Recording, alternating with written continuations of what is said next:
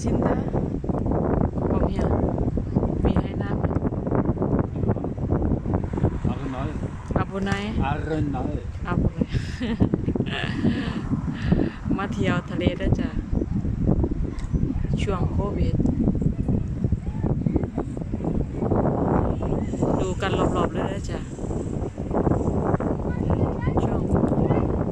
มาเที่ยวทะเลแต่ลงน้ำทะเลบ่ได้นะจ๊ะเย็นเฉียบเลยน้ำทะเลเย็นเฉียบ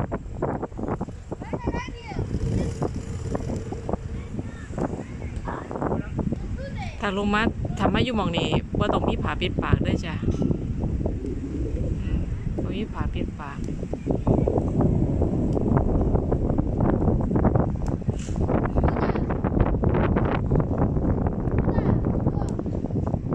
เขาปล่อยด้วยจ้ะอยู่หม่องทะเลเขาปล่อย